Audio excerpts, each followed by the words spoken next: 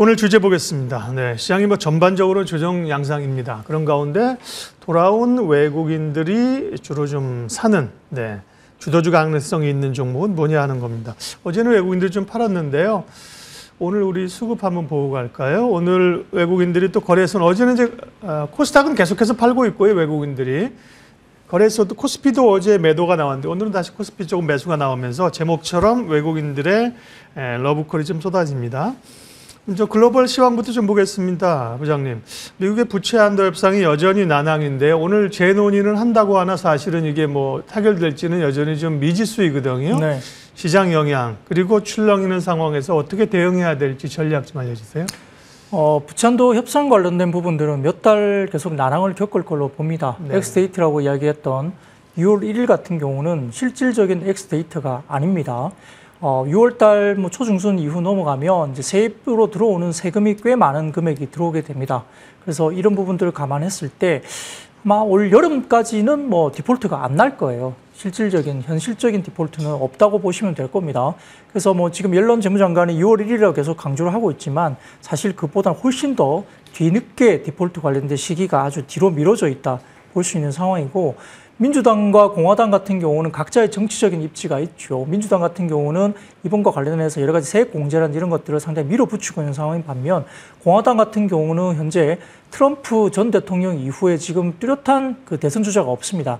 작년까지만 해도 공화당의 새로운 대선 주자가 차기 어떤 대통령 선거에서 당선 가능성이 상당히 높게 형성됐다고 이제 여론이 형성됐는데, 올해 접어들면서 민주당이 오히려 더 역전하면서 굉장히 좀 곤욕스러운 상황이죠. 그러다 보니까 공화당 입장에서는 이번 부채 한도 협상을 가지고 어떤 정치적인 승기를 좀 잡아야 되는 그런 입장이기 때문에 아마 서로 옥신각신하면서 이런 부분들에 대해서 꽤 오랫동안 끌 가능성이 있다는 점이 시장의 발목을 잡을 수 있습니다.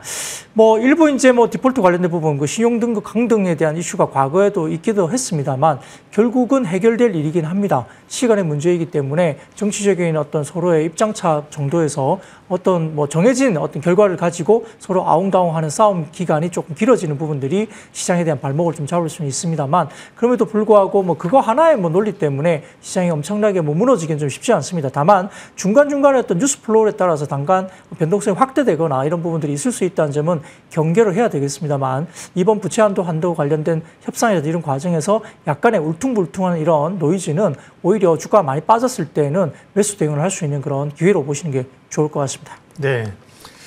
오늘은 이제 반도체가 강합니다. 반도체 쪽으로 이제 업황을 좀 확인하고 있는 것이 아니냐는 이제 뉴욕 시장에서의 반응도 있었고요. 미국의 웨스턴 디지털이 일본 회사죠. 키옥시아 합병.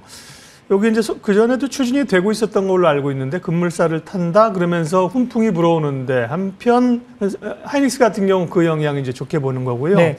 국내 낸드 업체들에게 위협으로 작용할 수도 있다. 여러 좀 생각해 봐야 될 게 많네요. 국내 반도체주 영향 좀 살펴주세요. 네, 결국 이 합병권은 쉽게 형성되기는 좀 쉽지 않습니다. 네. 아마 독점적인 어떤 부분도 있을 수 있고요. 그다음에 다른 나라들의 어떤 의견이 필요한데 그 다른 나라들이 쉽사리 이것을 오케이 해주기가 쉽지는 않을 거기 때문에 일단 합병 가능성에 대한 부분에 대해서 현실적인 가능성에 대한 부분들이 아주 높지는 않다 볼 수 있는 상황이고요.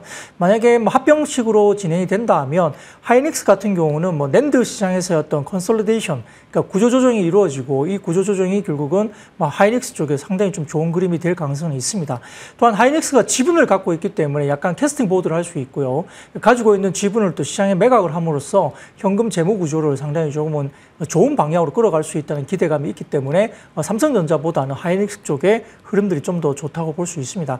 다만 말씀드렸듯이 이제 이 합병 가능성 자체가 아주 높은 가능성을 가지고 있는 이벤트는 아니기 때문에 여기에 대한 기대감을 너무 이제 높게 확정적으로 가지기에는 조금 아직은 경계를 해야 될 것 같고요. 그리고 또 당장 내일 합병하는 건 아닙니다. 더군다나 지금 만약에 이와 관련된 부분들이 삼성전자나 하이닉스의 악재냐 물어보신다면 크게 악재는 아닐 걸로 보이고, 오히려 시장에 대한 어떤 물량에 대한 부분들에 대해서 컨솔리데이션, 구조조정이 나타나면서 상당히 좀 어느 정도 좀 지분에 대한 부분들을 좀 정리하는 듯한 느낌이 들기 때문에 오히려 업황에 대한 바닥이 좀 더 빨리 올 수 있는 이벤트가 될 수 있다 바라보겠습니다. 낸드 쪽에서 일본의 키옥시아가 3위, 미국의 웨스턴 디지털이 4위군요. 합병을 하게 되면 삼성전자를 바짝 따라붙고 하이닉스를 뒤로 밀 수 있다. 그러나 말씀하신 것처럼 하이닉스가 PEF를 통해서 이쪽에 또 지분을 가지고 있기 때문에 캐스팅 보트를 할 수 있고요. 네. 반도체 쪽은 어쨌든 우려보다는 오늘 훈풍이 좀 불고 있는 상황들입니다. 시장 테마 분석하겠습니다. 이번 주 시장에서 관심 받고 있는 핫 테마 어떤 걸 뽑으셨나요? 네, 우선은 임플란트 쪽입니다. 네. 지금 1분기 실적이 뭐 덴티움이라든지 레이 같은 경우도 실적이 나왔는데 1분기 실적이 아주 뭐 좋은 편은 아니었습니다. 근데 이 좋은 편이 아닌 실적을 나타냈음에도 불구하고 최근에 왜 주가가 좋을까요? 다른 종목들은 1분기 숫자에 관련된 부분들이 좀 실망스럽게 나온다고 하면 종목들이 상당히 급락을 하거나 뭐 지금 별로 좋지 못한 흐름을 가지고 있는데요. 임플란트 관련된 종목들은 상당히 최근에 그림이 좋습니다. 말씀드렸듯이 1분기 실적이 다소 좀 미스가 나오고 아쉬운 실적이 분명히 나왔음에도 불구하고 그렇게 주가가 빠지지 않고 오히려 올라가는 모습이 보이죠. 그것은 중국 쪽에 관련된 VBP 정책 때문입니다. 실제 그 대부분의 중국의 신화성에 관련된 부분에서 VBP 정책이 대부분 4월 20일 날 시작을 하는 걸로 일정되어 있습니다. VBP가 뭡니까? 예. 물량 기반 조달이죠. 네. 그 관공 관련된 어떤 병원 쪽에 예. 대규모 물량을 조달하면서 가격을 낮추는 그런 정책을 하는 네. 겁니다. 그러다 보니까 실제 4월 20일 날 대부분 이제 시작을 하는 걸로 일정들이 잡혀 있었기 때문에 4월 20일 날 가격이 떨어질 텐데 왜 1분기에 많은 재고를 축적하겠습니까? 결국 이런 부분들에 대한 기본적인 타임 스케줄이 있었기 때문에 1분기는 다소 조금은 재고 축적이라든지 아주 급한 환자들 아니면 좀 기다렸다가 하는 그런 모습이 당연히 나올 수밖에 없었겠죠. 그러니까 1분기가 소폭 적자는 아니더라도 약간 시장의 컨센서스 대비 하회하는 실적이 나왔음에도 불구하고 주가들이 안 빠지고 오히려 2분기 기대감 때문에 주가가 올라가고 있는 모습이 보인다는 겁니다. 그래서 대부분 로컬 임플란트 회사들의 관계자 말씀으로도 집중 구매량이 올라가면서 아마 그 관련된 가격에 대해서는 회사가 매우 크게 시장 점유율을 늘릴 수도 있을 거라고 현지에서는 보는 것 같습니다. 이번에 이제 VBP 관련된 입찰 수량 기준으로는 오스템 임플란트와 덴티움이 합쳐서 국내 임플란트사 비중이 중국 시장에서 57%나 거의 극단적으로 상당히 높게 형성되어 있습니다. 아마 유럽 쪽에 굉장히 비싼 업체들은 이게 곤혹스러울 상황이고요. 그다음에 이제 중국의 로컬 업체들도 있는데 실질적으로 지금 중국 기업들은 전체적으로 이제 임플란트 관련된 부분에서 한 11% 정도, 그러니까 이제 물량 기준으로 봤을 때는 11% 정도밖에는 이제 로컬 업체들이 갖고 있지는 않습니다. 물론 이제 로컬 업체들이 좀 MS를 증가하면서 올라올 가능성은 있겠죠. 그렇음에도 불구하고 VBP 사용 시행 때문에 전반적인 캐파 자체가 워낙 이제 시장이 커진다는 점에서는 국내 시장에 대한 선호도와 시장 지배력이 높아질 수 있는 가능성이 높다는 거고요. 더군다나 이제 품질과 가격 경쟁력뿐만 아니라 실질적으로 중국 현지 임플란트를 받고 있는 사람들은 서양 제품 대비 가격적인 춤뿐만 아니라 같은 동양권에 있는 한국 제품이 더 친숙하고 선호된다는 뷰도 실질적으로 많이 나타나고 있는 상황입니다.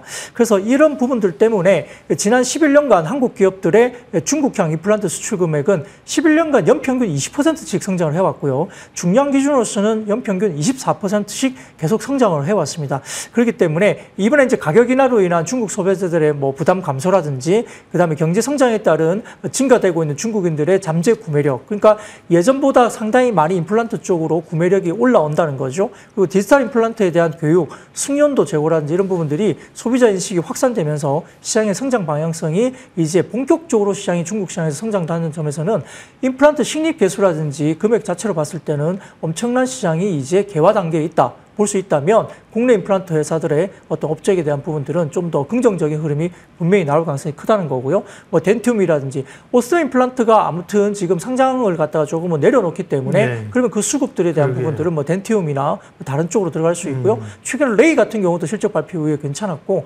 덴티움도 모습이 괜찮고 전반적인 임플란트 관련된 종목들은 나쁘지 않은 모습을 보이고 있다고 볼 수 있겠습니다. 중국의 물량 기반 조달 정책 VBP라고 말씀하셨는데 어쨌든 중국의 정부나 지자체가 물량을 구매해서 업체들에게 주는 이런 약간 도매 방식이거든요. 그러니까 가격이나 압박이 있지 않겠냐 생각했는데 실제로 해보니까 그렇지 않다. 그 정책을 얘기를 해주셨고요.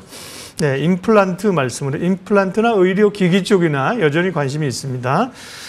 자, 핫섹터 봤고요. 우리가 주목해봐야 될 박근영 부장님이 말씀해 주실 주목 섹터는요? 네, 여러 가지 부분들이 있지만 사실 최근에 올라오는 부분들이 자동차 부품도 올라오고 있는데 네. 일부 종목은 꽤 많이 올라서 이제 오늘 약간의 차익 실현도 나오고 있는 부분이고 또 지난번에 몇 번 말씀드렸던 엔터사들도 지금 굉장히 좋죠. 뭐 YG뿐만 아니라 JYP도 어제 실적이 어닝 서프라이즈가 나오면서 오늘 장중 17%나 또 급등합니다. 그래서 엔터사도 이렇게 나왔기 때문에 주도하는 최근에 뭐 실적 좋은 섹터들이 굉장히 많이 이제 부각이 이미 먼저 됐기 때문에 이 새로운 부분들을 좀 찾기가 만만하지 않은 시장입니다. 그럼에도 불구하고 이제 시장이 실제로 열리면서 어떤 실체가 있는 쪽을 좀 봐야 될 것 같은데 그 중에 하나가 결국은 제가 보기에는 다소 좀 밸류에이션 부담감이 있다고 보이는 종목들도 꽤 있지만 그럼에도 불구하고 실체가 있는 종목들은 결국은 물류 로봇 관련된 부분입니다. 이게 실질적인 뭐 최근에 물류 로봇 관련된 재택이 증가하는 이유는 단순한 선 형식을 벗어나서 복잡해지는 어떤 공정이나 이동 그리고 이제 상대적으로 저렴한 투입 비용이 발생하기 때문입니다.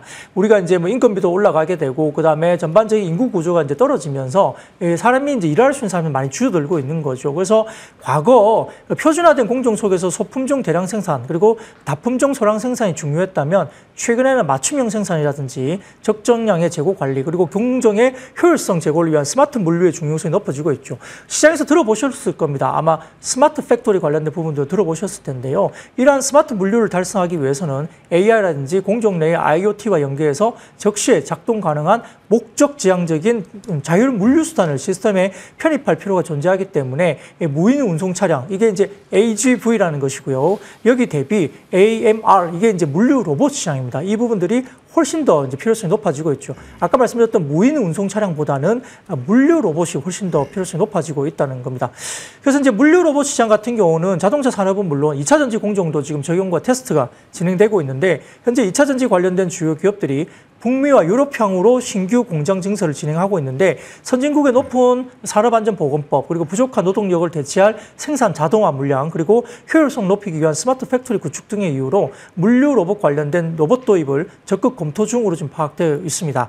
물류 로봇 산업은 로봇 밸류체인 내에서 저평가됐다고 판단하고 있는데 실제 주목을 해야 되는 이유는 몇 가지가 있는데요. 첫 번째로는 산업용 로봇을 넘어서 서비스용으로서의 뭐 AMR 그러니까 물류 로봇의 확장 가능성이 충분히 있다 볼 수 있겠고 실질적인 수주가 시작되어서 단기간 내에 가시적인 성과가 지금 기대될 수 있는 섹터이기 때문입니다. 또한 동일한 산업용 로봇, 협동 로봇과 로봇 부품 기업 대비 저조했던 주가 수익률이 존재하고 있기 때문에 별로 못 올랐다는 거겠죠. 최근에 이제 2차 전지나 반도체 그리고 자동차 등 대형 제조 산업에서 채택이 계속 증가되면서 산업용으로의 확장성을 보여주고 있고 동시에 전반적인 라스트 마일 배송 등의 서비스용, 그러니까 배송용 로봇으로도 확장성 또한 분명하게 나오고 있다는 점입니다. 여기에 따라서 또렷한 물류 로봇 산업의 재평가가 돼야 된다 볼 수 있겠고요. 뭐 로봇 산업 같은 경우는 뭐 예를 들어서 뭐 레인보우 로보틱스나 뭐 여러 산업용 로봇이나 이런 것들이 있는데 그 외에도 물류 로봇으로 이제 검토되고 있는 종목들은 V1텍이라든지 T 로보틱스 그리고 티라 유텍 그다음에 로봇 여러 가지 부분에서 그런 부분들이 있죠. 그러니까 이런 종목들 관련해서 주가 관련된 부분들을 굉장히 좀 관심 있게 보시고요. 그 외에도 뭐 류진 로봇이나 로보티즈 같은 경우는 LG가 또 투자를 했습니다. 이런 종목들이 지금 물류 로봇으로 분류되는 종목들이 있기 때문에 이 V1텍, T 로보틱스, 티라 유텍, 그다음에 유진 로봇, 로보티즈 관련된 종목들과 관심을 좀 가질 필요가 있겠습니다. 로봇은 뭐 레인보우 로보틱스가 또 최근에 관심이 있었고요. 뭐 산업용 로봇, 서비스 로봇, 협동 로봇 이런 얘기를 많이 하지 않았습니까? 오늘은 이제 물류 로봇을 말씀하셨습니다. 근데 오늘 로봇 관련주들은 낙폭이 큽니다. 레인보우 로보틱스가 5%고요. 그뿐만 아니라 뭐 로보티스도 그렇고 뭐 나빠서가 아니라 전반적인 로봇 관련주에 대해서 물류 로봇을 말씀하셨는데 이게 수급이 좀 다른 쪽으로 에너지가 가서 그런지 조금 조정 양상인데 전체적인 로봇주에 대한 흐름이나 전략도 좀 마무리해 주세요. 네, 사실 그 레인보우 로보틱스 같은 경우는 작년 매출이 136억입니다. 네. 이거 우리가 이제 뭐 그 로봇의 그 종목에 대한 부분들을 우리가 뭐 방송 중으로 디스라는 건 아니지만 작년 매출액이 136억, 올해가 좀 늘어난다 하더라도 뭐 2배 이상 늘어난다 하더라도 한 250억대 정도가 되겠죠. 예를 들면 가정을 하자면 그런 겁니다. 근데 시가총액이 2조 원이 넘어섰기 때문에 물론 삼성전자가 지분 투자하면서 뒷배경이 탄탄하고 뭔가 과거의 어떤 부분보다는 상당히 성장성에 대한 부분들이 있다고는 하지만 사실 2조 넘는 시가총액은 다소 조금은 지금 설명하기가 좀 쉽지 않습니다. 두산 로보틱스 같은 경우가 이제 매출액이 아마 IPO를 앞두고 있지만 전체적인 매출액이 두산 로보틱스 같은 경우가 한 4,500억 정도밖에 안 되거든요. 예. 그러다 보니까 레보 로보틱스 관련된 대장주였음에도 불구하고 다소 조금은 밸류에이션이 조금은 단계에 너무 좀 많이 올랐다는 거죠. 이런 부분들이 이제 다른 로봇과 관련된 주식들에 영향을 미치고 있는데 그럼에도 불구하고 지금 현대차 그룹이라든지 이쪽도 지금 SBB 테크나 뭐 SPG 같은 이런 관련된 부분들에 대한 투자 관련된 부분들을 계속적으로 지금 검토를 하고 있기 때문에 이러한 모멘텀을 가지고 있는 상황이고 또 아까 말씀드렸던 물류 로봇은 좀 다릅니다. 아까 말씀드렸던 뭐 레보 로보틱스나 그다음에 다른 종목들과 관련해서는 조금 다른 부분이기 때문에 이 물류 로봇과 관련된 부분들도 고점 대비 조금 빠져 있다면 어느 정도 관심을 가지고 이제 슬슬 한번 들어가 볼 만한 자리가 되지 않을까 판단되는 상황입니다. 오늘 10시 시황에서는 시장 점검과 함께 물류 로봇 관련된 얘기했습니다. IBK 투자증권 박근영 부장님 함께했습니다. 고맙습니다. 감사합니다.